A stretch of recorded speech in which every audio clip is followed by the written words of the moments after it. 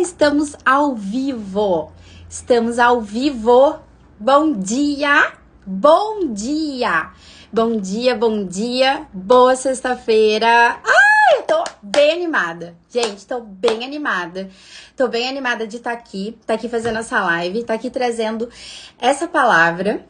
Eu fico até um pouco ansiosa de trazer essa palavra, porque eu tava lendo a Bíblia, tava lendo a palavra e ela mexeu comigo. Ela tocou em mim, eu tava lendo, tava tendo ali o meu momento deitada na cama. Vocês podem ver que eu não tô em casa, a gente tá passeando. Mas ontem, quando eu tava aqui deitada e lendo, ela tocou em mim. Ela mexeu assim num lugar bem profundo sobre os planos de Deus, sobre a sabedoria de Deus e sobre o quanto a gente pode estar alinhada a essa sabedoria de Deus ou não. Então eu gostaria de dividir aqui um pouquinho com vocês essa palavra que mexeu assim comigo pra gente conversar. Mais do que falar sozinha, eu gostaria de ter troca com vocês. Eu gostaria de ouvir, perceber como isso vai impactando em você que tá aí. Quanto isso também vai te lembrando coisas, vai te sugerindo e vai tocando também em você. Porque a palavra, a Bíblia, ela vai mexendo em lugares assim bem profundos. Então, são muitas histórias que trazem muita sabedoria. E o que a gente vai conversar aqui hoje tá em Êxodo, em capítulo 1, no versículo 15. Então aqui, só para situar um pouquinho vocês, o povo, os israelitas, eles estavam vivendo no Egito. E eles eram escravos naquele lugar, certo? Então aqui, vamos começar em capítulo 1, versículo 15.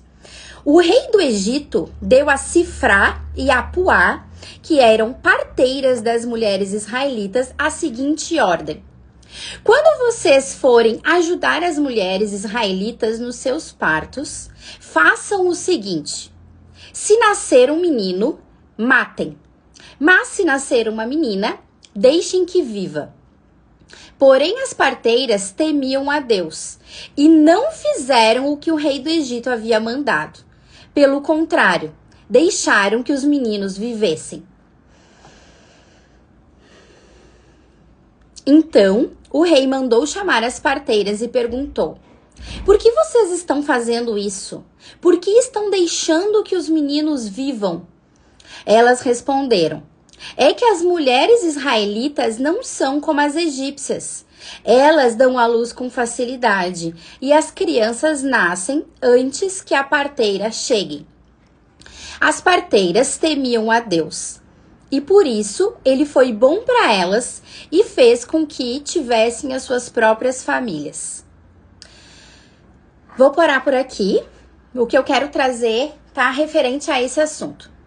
Então, primeira coisa, o que me chamou a atenção é que 2 vezes dentro desse trecho tá usada a palavra temiam a Deus. Num primeiro momento, temer a Deus. Eu já tive um preconceito com relação a isso, sobre temer a Deus. Como assim?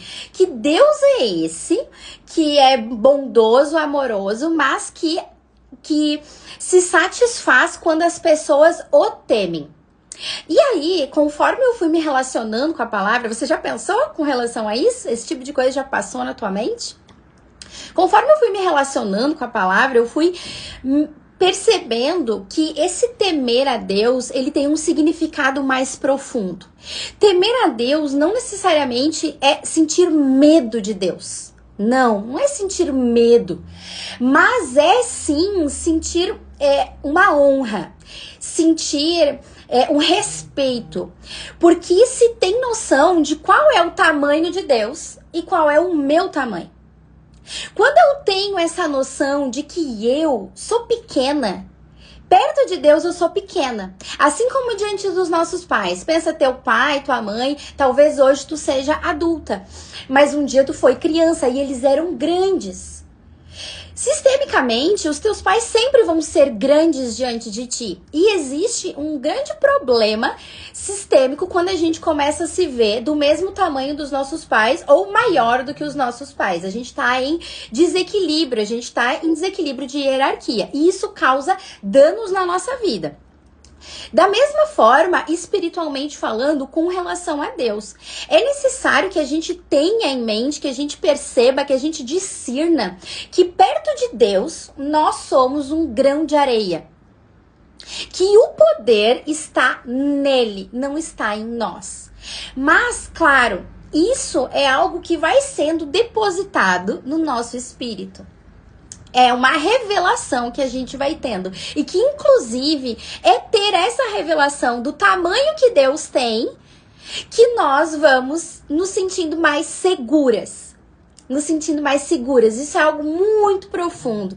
Porque muitas vezes a gente tem a tendência a quê? A controlar. A querer controlar as pessoas, querer controlar as situações, querer controlar a vida, querer controlar as circunstâncias. E isso muitas vezes gera o que é muita ansiedade para as pessoas. Isso gera tensão na mente e, consequentemente, também no corpo. Porque se tem uma vontade de controlar as pessoas, muitas vezes motivado por uma necessidade de segurança.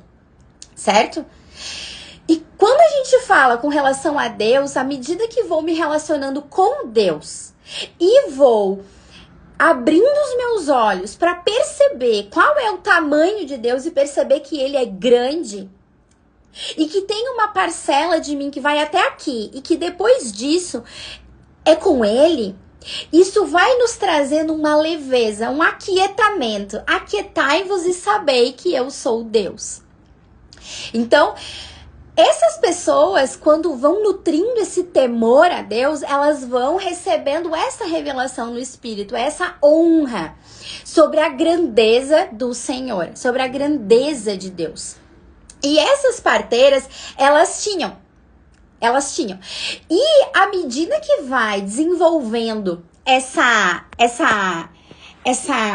noção sobre a grandeza de Deus, isso vai trazendo uma sabedoria para a pessoa. Uma sabedoria que ela não é racional. Ela não é uma sabedoria logos. Ela vem de outro lugar. Certo?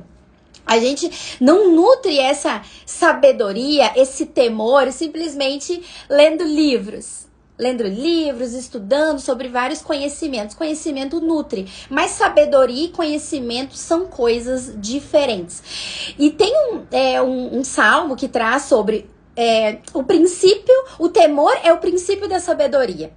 Você já ouviu sobre esse trecho da Bíblia?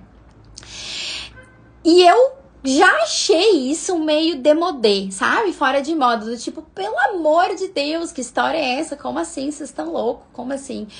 O temor a Deus é o princípio da sabedoria. Mas não, na verdade, sobre tudo isso que a gente estava conversando. Essa sabedoria que vem de outro lugar, que vem de um lugar sensitivo, num sentido sensível, intuitivo, não palpável, ele vem desse relacionamento com Deus.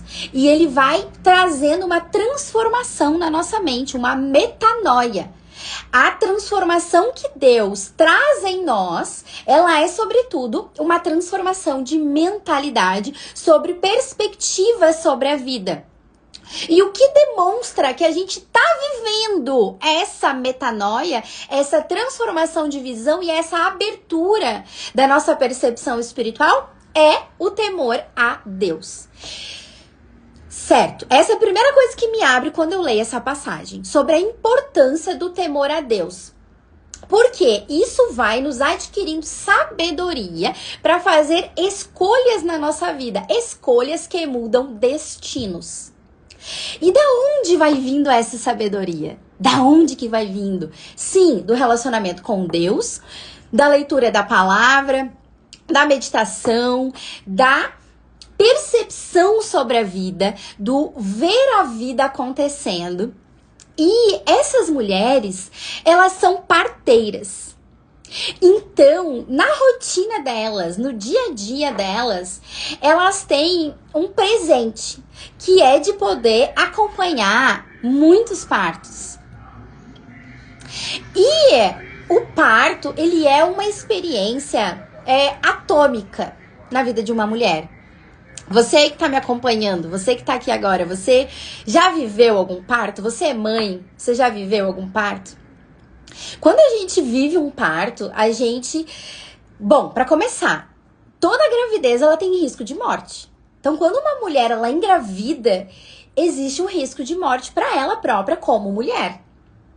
Só é inerente à gestação, o risco de morte. Pode existir complicações, questões e pode acabar num óbito. Então, assim, quando a mulher ela tá gestando, ela abre caixinhas sobre a vida e ela vai tendo acessos que podem ser realmente muito profundos e transformadores, podem trazer um download muito grande para a mulher. Ela vai tendo a oportunidade de viver curas de alma, sim, especialmente nesse lugar da maternidade, da nutrição, da relação com o seu próprio feminino e com a sua mãe, com as mulheres que vieram antes dela. Então a maternidade, a gestação, ela é uma medicina muito forte para a mulher. A gente vive muito intensamente todas as mudanças. E quando chega no momento do parto, a mulher, ela olha com ainda mais força, ainda mais, assim, fica muito vivo a sensação de estar diante da morte. Inclusive, mulheres que vivem isso, que vivem experiência de parto, muitas vezes chega o momento do parto, lá quando a dilatação já tá mais adiantada, que quando o parto já tá perto de acontecer, que ela acha que não vai conseguir dar conta, que ela não vai conseguir parir. E ela diz, não vou conseguir. Por quê? O que acontece? A mulher, quando tá ali, ela tá num portal entre dois mundos.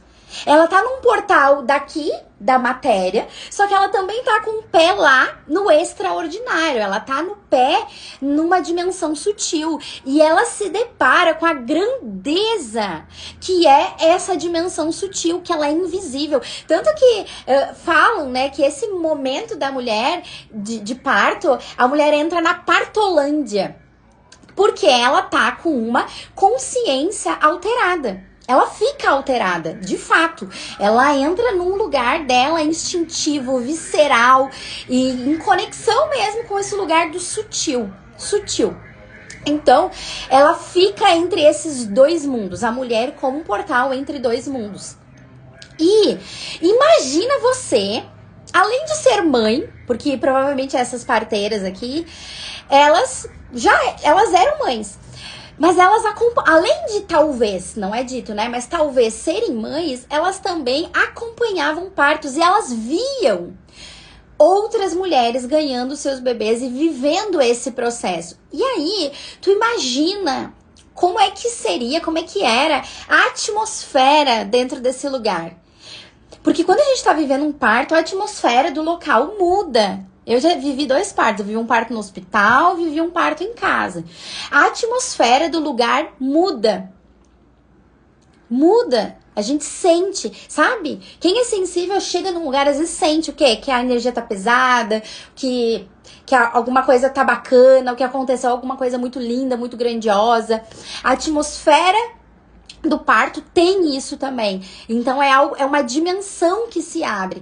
Então essas mulheres ali em contato com isso também eram alimentadas por essa dimensão do parto.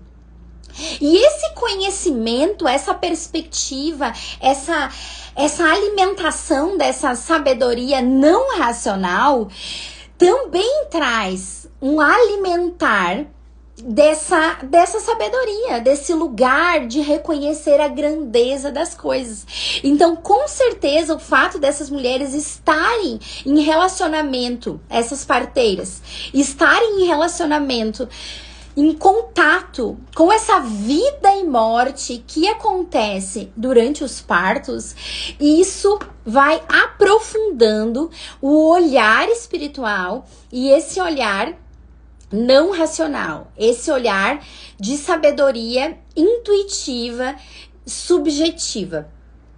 Esses dias apareceu pra mim um vídeo de um médico, um obstetra, que ele tava contando que quando ele chegou num parto, chamaram ele e a mulher tava de cócoras. E que ele chegou e começou a chamar, levanta daí, vem pra cá, o que tu tá fazendo?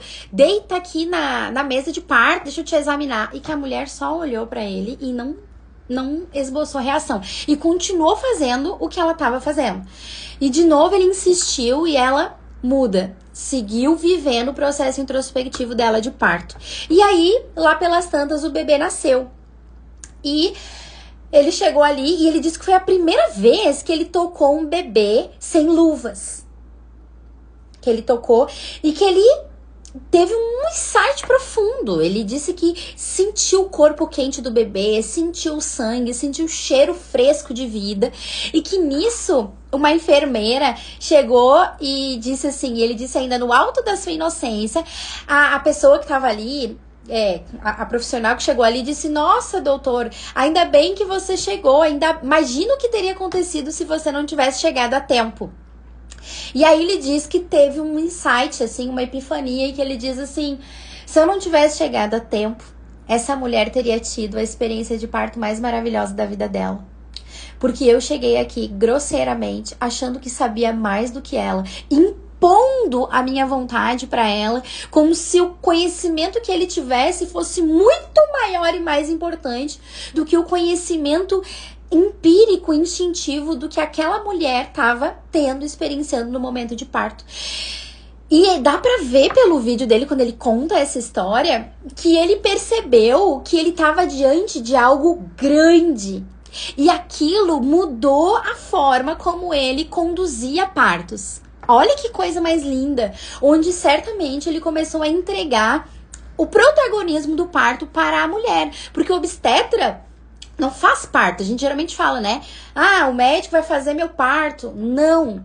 Isso é uma colonização do corpo feminino. O médico não faz parto. A mulher pare. Ele tá ali para acompanhar. Porque o parto é uma coisa muito grande. É vida e morte.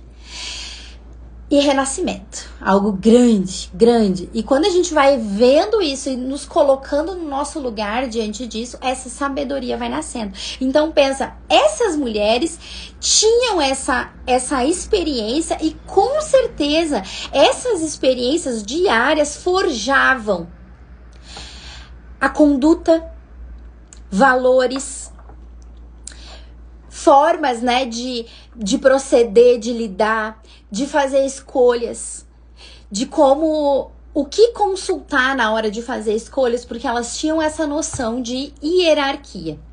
E por ter essa noção de hierarquia e de perceber a grandeza de Deus e daquilo que Ele entrega e nos constrói, elas tiveram uma perspicácia muito grande na hora de dar a resposta.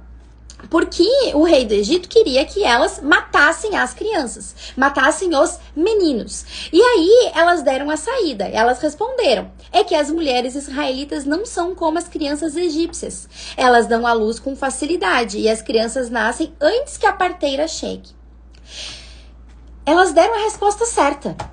Elas tiveram a perspicácia de perceber, né, a maldade e a forma de sair pela tangente. Porque se elas tivessem dito assim, não vou fazer isso, não vou matar, isso tá errado, se elas começassem a entrar em conflito direto com ele ia matar elas, ia pegar outras para colocar no lugar, para que fossem fazer o que ele queria, que era matar os meninos, porque ele queria diminuir a população israelita. O rei do Egito tinha um plano. O faraó tinha um plano e ele encontrar pessoas. Então ali elas acataram, ok, mas na hora da prática elas não fizeram. Porque tinham esse discernimento, tinham essa sabedoria, elas trouxeram a resposta certa. É que elas são muito rápidas. Quando a gente chega, as crianças já nasceram. E tem uma palavra mais pra frente que Jesus nos ensina, que a gente precisa ter um olho de cobra e um olho de pombo. Que é pra gente ter, sim, a bondade dos nossos olhos. A gente precisa ter um olho com esperança, com bondade, com confiança, que crê, que vê a beleza.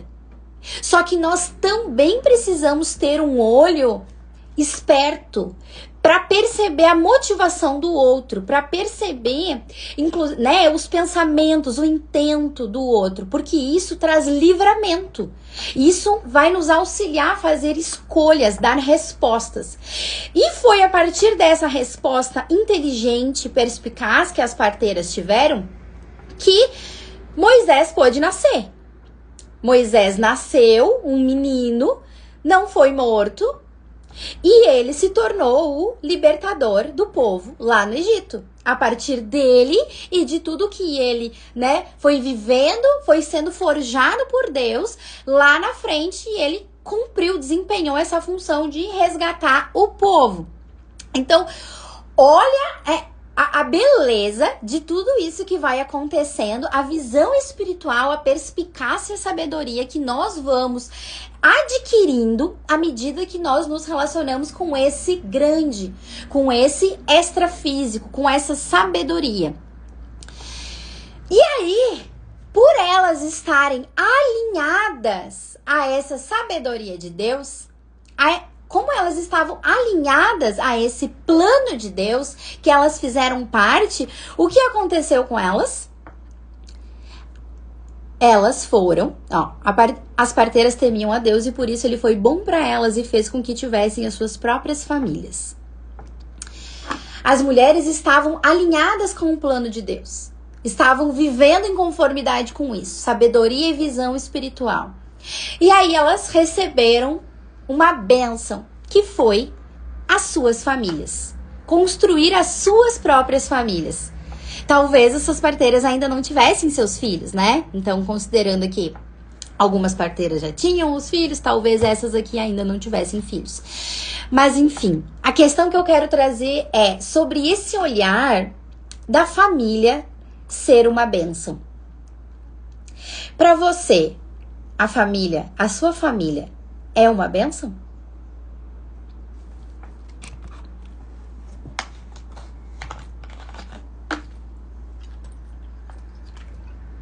A nossa resposta mais óbvia vai ser dizer que sim. Sim, claro, minha família é uma bênção. Exatamente. Amém, Sara. É isso aí. O que se planta, colhe. Plantaram família, receberam família. Exatamente. A gente geralmente diz, né? Sim. Muitas vezes, não a gente geralmente diz. Não. Tem pessoas que têm a família como um valor. Outras pessoas não. E isso é um ponto que eu gostaria de trazer. O como cada vez mais as famílias estão sendo atacadas, né? Nessa cultura que a gente está vivendo hoje, de relacionamentos, de não criar raízes dentro de um relacionamento, não viver as fases e as etapas de um relacionamento, vivendo amadurecimento, vivendo comunhão, vivendo progresso, querer aprofundar realmente raízes em Deus e em si mesmas, junto com a parceria do casamento. Então, a gente está vivendo uma cultura que está muito incentivadora desse... eu pego, não me apego. As pessoas estão muito traumatizadas. Tem muitas pessoas traumatizadas, porque quem prega, quem tá vivendo dentro dessa percepção de realidade é uma pessoa que está ferida na sua alma.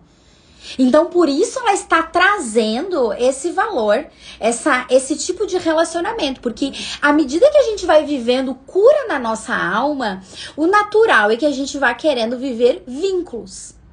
Então, o primeiro ponto com esse olhar é como a nossa sociedade está ferida em alma e por conta disso está estimulando com que a gente viva relacionamentos mais fugazes, mais rápidos, sem raízes e sem profundidade. Muitas vezes culpando o outro quando alguma coisa dá errado, exigindo, cobrando, e até mesmo em quem tem família, em quem é casada. Quem é casado, quem é casada dentro de um relacionamento, quem tá noiva, mas quem já tá casada. Porque o ser humano, ele é muito rápido em ver problema. Ele é muito rápido em endurecer o coração. Essa é a nossa natureza. É muito rápido em ver problema. Em culpar o outro pelas coisas que estão acontecendo. Em ficar criando justificativas dentro da mente. do porquê o outro tá fazendo alguma coisa errada e porque a minha visão está certa. A gente muitas vezes fica dentro desse lugar do eu estou certa na minha visão. E o outro é que tá fazendo alguma coisa errada. E a gente esquece que dentro de um relacionamento, se eu tô certa e o outro tá errado, completamente errado, o relacionamento ele vai degringolando. Porque dentro de um relacionamento a gente é uma dupla. Não é sobre quem está certo, mas da gente perceber o que cada um está trazendo para dentro do relacionamento, com o que eu estou nutrindo o meu relacionamento. Se é com gratidão, reconhecimento, cuidado, paciência, espaço. Ou se é com cobrança, com reclamação, com murmuração, com eternas justificativas do porquê eu sou como sou e não vou mudar. E aí, mesmo que eu esteja dentro de um relacionamento e que eu diga que família é um valor pra mim, se eu estiver agindo dessa forma, a minha ação, ela não está em concordância com aquilo que eu creio, com aquilo que eu digo que é um valor pra mim. Eu acredito que família é um valor pra mim, mas na hora de eu agir, eu não ajo em concordância. E a gente precisa alinhar isso. Porque é aí que as coisas vão começar a materializar na nossa vida. Que a gente vai começar a sedimentar e aprofundar, inclusive, relacionamentos na nossa vida. É a gente ter esses dois olhos abertos, tanto do pombo quanto da cobra, com sabedoria, para a gente perceber o momento de vida que eu estou vivendo e o que de fato eu estou plantando com as minhas atitudes e com os meus comportamentos. E só um coração com humildade, deixa eu abrir aqui, só um coração com humildade para conseguir olhar e reconhecer e ver, é verdade. Eu tô esperando mais do outro do que de fato eu estou entregando. Para perceber que de fato eu estou cobrando, exigindo, e não estou recebendo no meu coração aquilo que o outro está fazendo, me dando. E às vezes é aquilo que o outro tem de melhor para entregar naquele momento, porque a vida, ela é viva, a vida é cheia de movimento. E a gente precisa perceber que às vezes o melhor do outro é entregar 30% do que ele tem. E aí é nesse momento que eu dou 70% para a relação. E em algum momento aquilo vai mudar. E aí eu posso estar vivendo alguma coisa difícil pra mim e eu vou conseguir entregar só 10% para aquela relação. E o outro vai estar vendo aquilo. E se ele tiver a sabedoria que essas parteiras aqui foram adquirindo na vida delas, eles estão, o outro também vai trazer de dentro de si a resposta adequada para aquele momento. Porque dentro de um relacionamento, a gente precisa começar a perceber que nós somos uma dupla. É uma dupla dançando num movimento constante de vida. E a gente precisa aprender a dançar juntos. A nutrir a paciência, o bom humor. Saber quando dar espaço pro outro. Quando ir pro modo avião. Às vezes a gente brinca lá em casa, né, Mai? Que eu vou ligar o modo avião. Porque às vezes a gente precisa ter um tempo de digestão das coisas que estão acontecendo na nossa vida.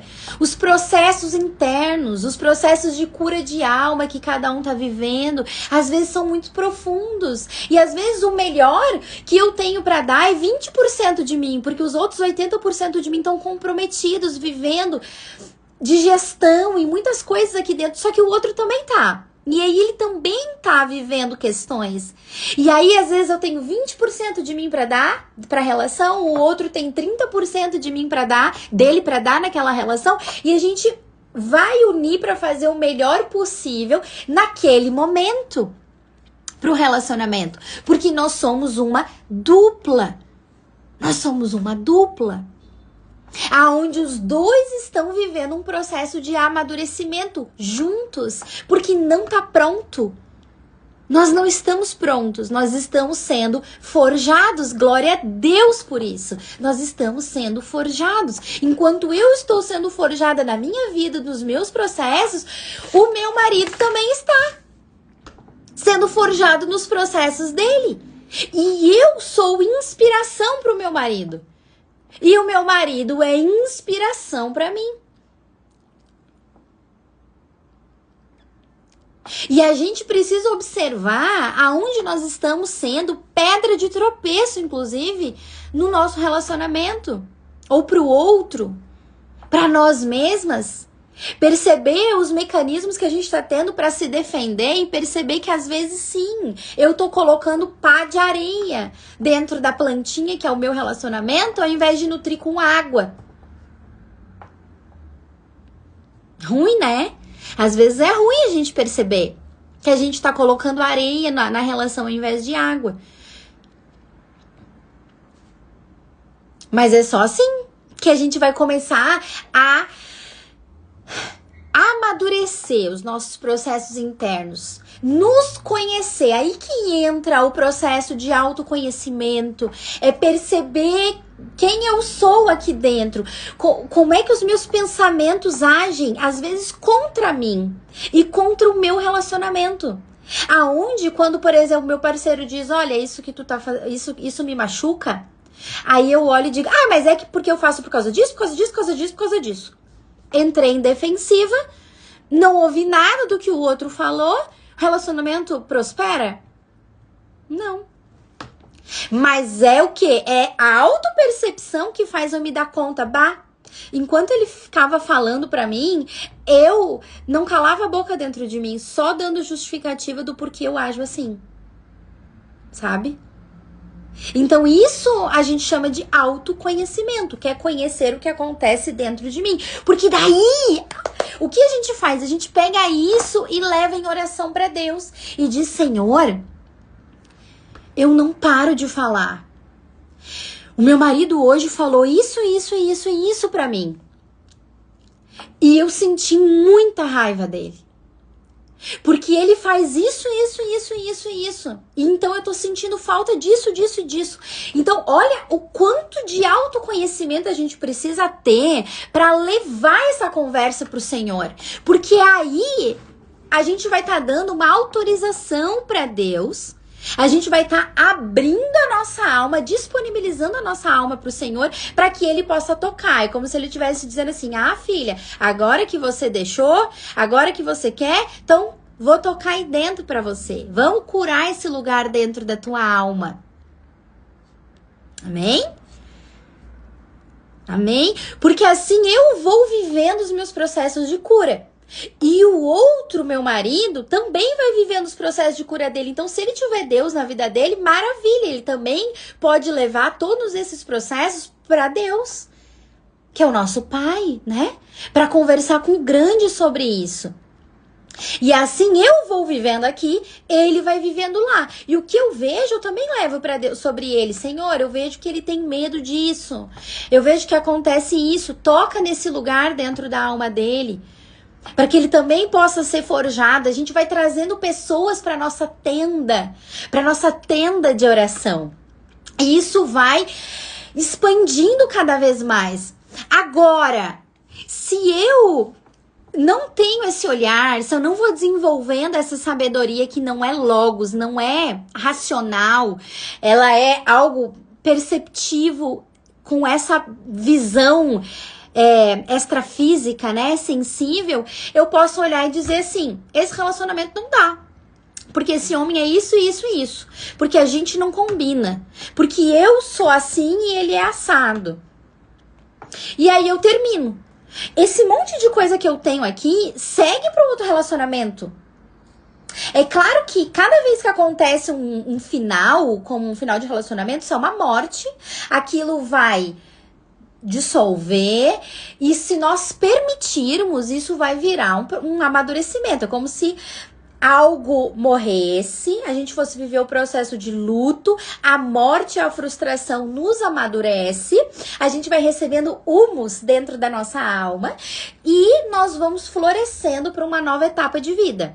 Se eu permitir, Se o meu coração for ensinável, for disponível, for humilde e corajoso o suficiente para viver o processo, eu vou, num próximo momento, estar mais madura para uma relação. Mas pode ser que não. Pode ser que tu siga exatamente igual. Aí tu chega desse jeito exatamente igual para outra relação, lá também vão ter questões para afinar. Porque nenhuma relação é perfeita, nada. Não vai ter. Porque o perfeito, às vezes, é a ausência de dor, a ausência de desconforto. Existe ausência de dor e desconforto na vida? Não existe. Crescer dói. Crescer dói. Então, vai existir desconforto na vida. A diferença é como eu lido com o que dói. O quanto eu permito que aquilo descanse em mim, eu incluo aquilo e me deixo ser moldada por aquilo. Forjada por aquilo. E aí, quem tem Deus, quem tem o Espírito Santo na sua vida, tem uma ferramenta de última geração. Porque além dos processos terapêuticos, terapia, contra-raciocínio, visualizações, um monte de coisa que a gente pode fazer num nível de alma, quem tem o Espírito Santo de Deus, quem tem conexão com Deus, vai viver uma cura que vem de fora para dentro, que vem dele para mim. Que vem dele pra mim, se eu convidar pra fazer parte dessa relação. Então a gente tem algo a mais, que quem não tem Espírito Santo, quem não tem Deus, não vive isso. Então isso é extraordinário. E quando a gente fala sobre família, sobre casamento, o processo é esse, é viver cura, é viver amadurecimento. E perceber aonde eu tô sendo essa pedra de tropeço, por mais chato que seja. Eu falo às vezes lá pras gurias que a gente tem roda toda semana. Todas as semanas a gente se encontra num grupo que eu faço parte. Que a gente perceber essas dores, esses incômodos, é como se a gente chega a se torcer. Quando a gente percebe aonde eu tô colocando areia em mim, na minha vida e no meu relacionamento, incomoda, aquilo dói, aquilo arde. Mas é esse o processo. Bom dia, Carol querida, que bom te ter aqui. Esse é o processo, é inevitável. E a gente vai aprofundando dentro disso à medida que a gente se autoriza e se autoriza a sentir isso que dói. E isso, gente, é uma das coisas mais incríveis com relação a viver o parto. Porque no parto, a gente sente dor. Sim, parto dói. E a gente aprende a fluir com a dor. Não é um culto à dor, mas é dar um lugar para a dor. Quando a dor pode existir, quando a dor pode descansar em mim, quando eu vou perdendo o medo do que dói, do que eu vou ter medo? Se justamente, às vezes, o nosso desespero profundo é de se afastar do que dói. A pessoa muitas vezes não vive cura na alma, por quê? Porque ela vai ter que entrar num quartinho que dói, então ela não quer. Aí ela justifica e culpa o outro, tá? À medida que eu vou perdendo o medo daquilo de entrar em contato com aquilo que dói em mim, né, e no próprio parto, eu vou me abrindo para uma dimensão de vida que ela é cada vez mais profunda. Então, a maternidade para a mulher, ela é uma apresentação, ela é uma escola, mas não é isso, ela é um rito de passagem, ela é um aprofundamento, ela é uma transformação, porque sim, no parto, o parto ele já é um protótipo assim desse processo, porque a gente vai entrar em contato com a dor, a gente vai ter que ir mesmo com dor, e ir mesmo com medo, e a gente vai atravessar, a gente vai olhar pra morte, e a gente vai dizer, eu te vejo, morte, e ainda assim eu vou continuar, e sabe o que vai acontecer? A criança vai nascer. A criança vai nascer. Isso é altamente profético, porque isso é sobre a vida. Às vezes a gente passa momentos de dor, aquilo é desesperador, só que depois algo novo nasce. Ai, glória a Deus, né? algo nasce, algo novo nasce a partir daquilo. Por isso, apóstolo Paulo, ele nos traz, né, que o Espírito Santo nos dá espírito de ousadia, porque a gente tem que ser ousadas, nós precisamos ser corajosas para viver tudo isso, e quando a gente não tiver nesse espírito, dizer, Senhor, eu tô apavorada, me dá coragem, me forja, eu tô com medo disso, me traz, me enche de coragem, me enche do teu Santo Espírito, para que eu possa passar por esse processo de lapidação, de fogo no diamante. Amém? Amém? E esse processo, ele é altamente sutil.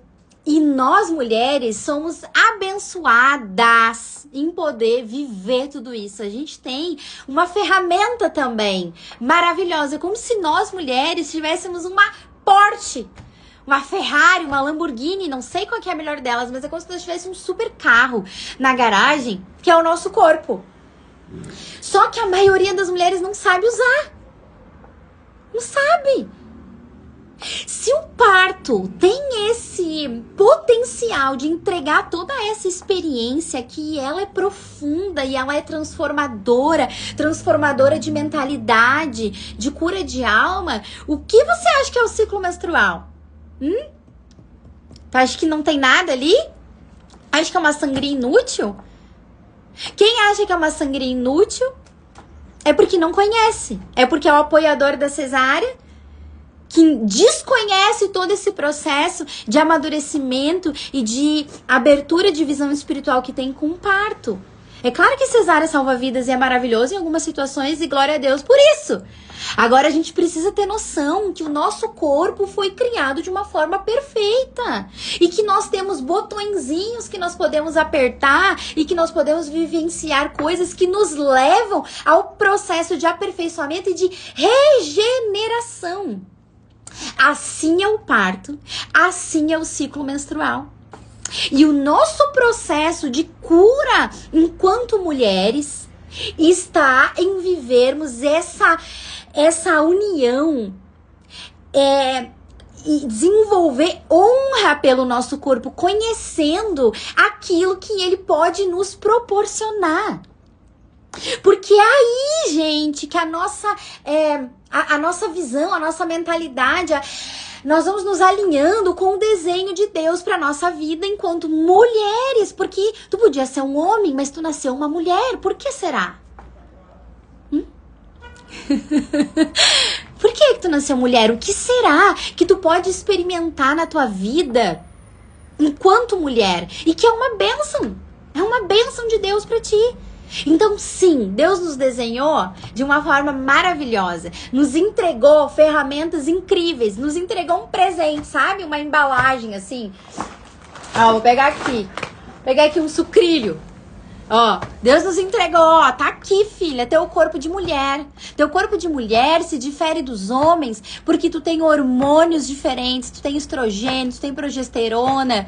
Tu vai secretar isso dentro de ti, tu vai viver todo um processo de flutuação hormonal e através dele tu vai poder viver curas profundas de alma, porque vai melhorar o teu relacionamento através disso. Tu vai se tornar uma mulher cada vez mais virtuosa através do teu ciclo menstrual. Tu vai se tornar uma mulher com cada vez mais comunhão comigo, cada vez mais intimidade comigo, através do teu ciclo menstrual. E depois, filha, tu vai viver um parto, que aí isso vai te abrir uma janela cada vez mais profunda para tu viver comunhão comigo e o desenho que eu estabeleci para tua vida. Tu vai querer abrir o pacote, filha? Ou tu vai jogar ele de lado? Essa escolha é de cada uma de nós.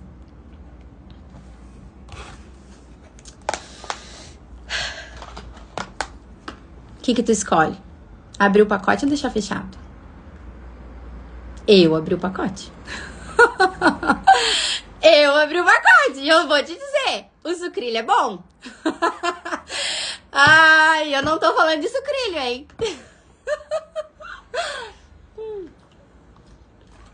Não tô falando de sucrilho. Ai, gratidão. Gratidão por isso. Gratidão. Alguém quer trazer alguma coisa que tocou aí no teu coração antes da gente orar? Se alguém quiser compartilhar, alguém quiser dividir.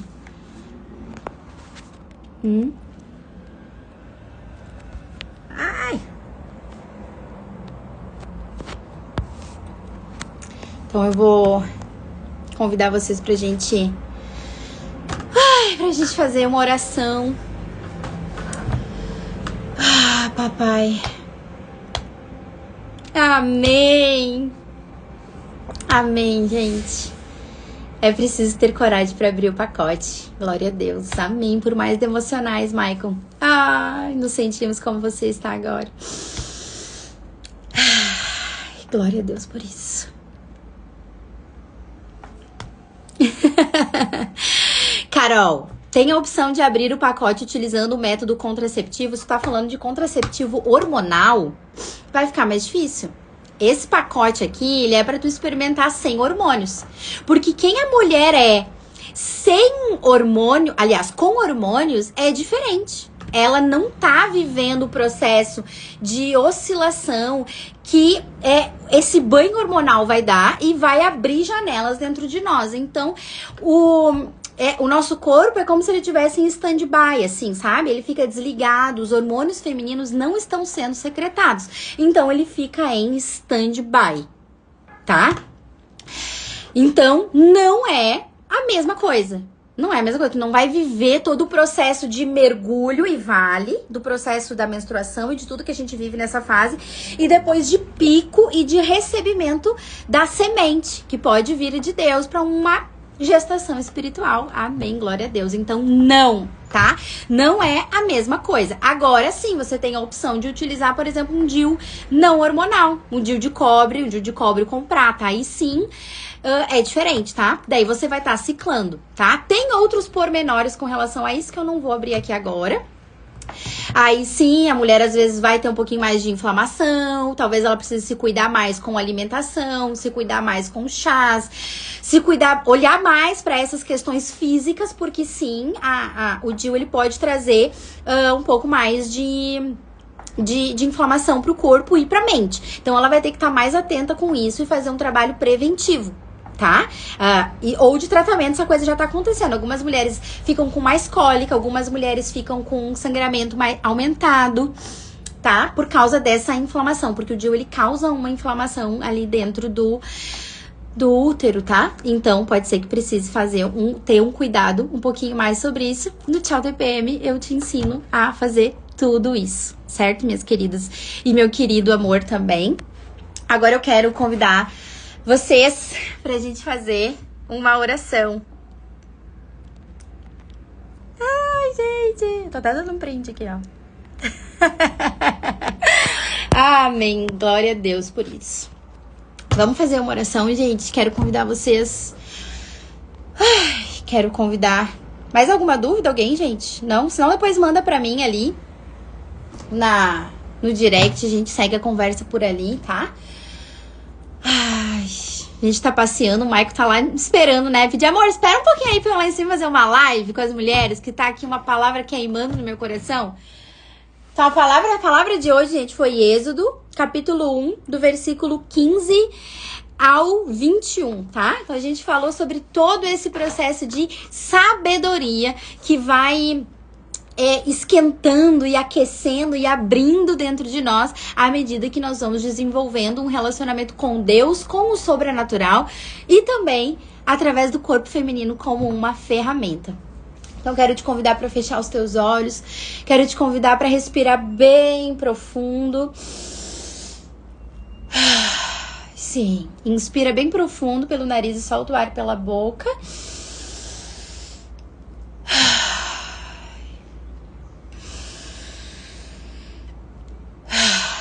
Obrigada, Senhor. Obrigada, Senhor. Eu quero te agradecer, papai. Eu quero te agradecer pela minha vida. Eu quero te agradecer pelo aquilo que o Senhor tem colocado dentro do meu coração. Quero agradecer pelo Senhor ter me escolhido, pelo Senhor ter me amado antes que eu tenha virado os meus olhos para ti, papai. Eu quero agradecer pela paciência que o Senhor teve comigo. Eu quero agradecer pela condução que o Senhor tem comigo, papai, em nome de Jesus. Que o meu coração possa sempre ser grato, papai, para perceber as bênçãos e os presentes que o Senhor derrama sobre a minha vida. Mesmo aqueles que parecem pequenos ou que parecem já conquistados, Senhor. Eu peço em nome de Jesus que os meus olhos sempre estejam abertos para reconhecer aquilo que o Senhor entrega e aquilo que o Senhor mantém na minha vida, Pai. Coloco na tua presença a vida de cada uma dessas pessoas que estão aqui agora, Senhor, a Carol, o Maicon, a Camila e outras pessoas que estejam aqui entrando e as demais pessoas que assistirão essa live, esse vídeo depois, papai, que cada uma também possa ser derramada do teu Santo Espírito, que todos nós possamos ser cheios da tua sabedoria, Pai, em nome de Jesus, que em nós haja discernimento espiritual, que haja um derramamento dos dons do teu Espírito, Senhor, conforme o desenho que o Senhor entregou para cada um de nós, Senhor. Que nós possamos nos colocar nos nossos lugares de filhos, Pai. Que nós possamos nos lembrar o como é bom, Senhor, nós sermos amados por Ti. O Senhor que é bom, o Senhor que nos ama, que nos cuida mesmo quando nós não vemos, Pai. Tem piedade de nós, Senhor, da nossa cegueira espiritual, papai. Continue nos conduzindo mesmo quando a nossa mente pequena não entende, em nome de Jesus. Que nós possamos, Senhor, nos voltar em direção a Ti, sermos cheios da Tua presença, aprendermos a honrar o nosso corpo de mulher e a desenvolver cada vez mais sabedoria, Senhor, sermos forjadas em mulheres virtuosas, papai, em nome de Jesus, Senhor. Amém, papai. Amém, Senhor. Um beijo, minhas queridas. Vou deixar a live salva. Até mais. Até mais. Até o próximo dia. Glória a Deus.